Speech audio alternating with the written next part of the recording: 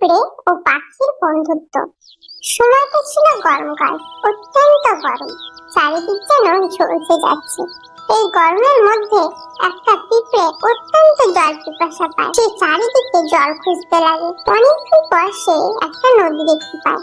সে ছোট্ট একটা পাথরের উপর থেকে জল খাওয়ার চেষ্টা করতে লাগলো। ঠিক তখনই সে জলের মধ্যে পড়ে গেল আর জল থেকে বাঁচার চেষ্টা করতে করতে জোরে জোরে চেঁচাতে লাগলো, বাঁচাও, কে আছো, বাঁচাও, আমি ডুবে যাচ্ছি, বাঁচাও, আমায় বাঁচাও। ওই নদীর পাড়ে একটা গাছে একটা পাখি বসেছিল।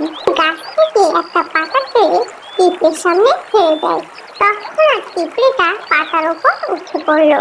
পিঁপড়েটা পাতা থেকে নেমে পাখির কাছে গিয়ে বলল, পাখি, আজ আমি তোমার জন্য বেঁচে গেলাম। যদি কখনো আমার সাহায্যের প্রয়োজন হয় তাহলে আমার অবশ্যই জানিও।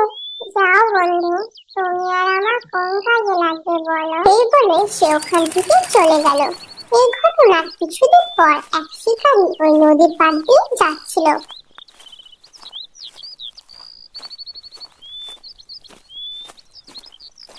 ওই শিকারী সারাদিন কোনো শিকার খুঁজে পায়নি।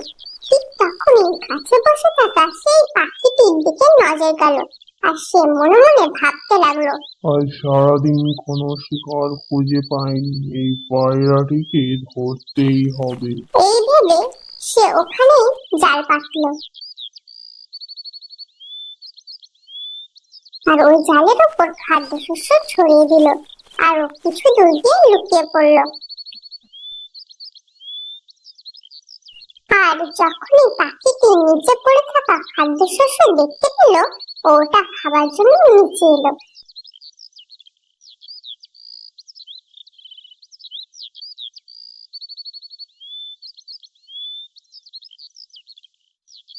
আর শিকারীর জালে আটকে গেল। পাখিটা জাল থেকে বেরোবার অনেক চেষ্টা করতে লাগলো, কিন্তু বেরোতে পারলো না। তখন ও দেখতে পেল জালের পাশে ওই পিঁপড়েটি দাঁড়িয়ে ছিল।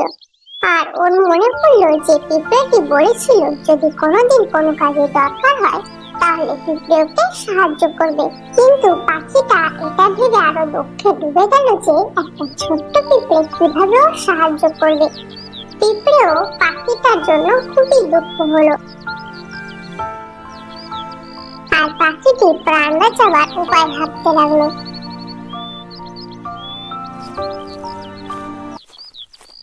আর তখনই শিকারী পাখিটিকে ছাড়িয়ে নিয়ে এগোতে যাচ্ছিল, ঠিক সেই সময় শিকারী পায়ে কামড়ে দিল।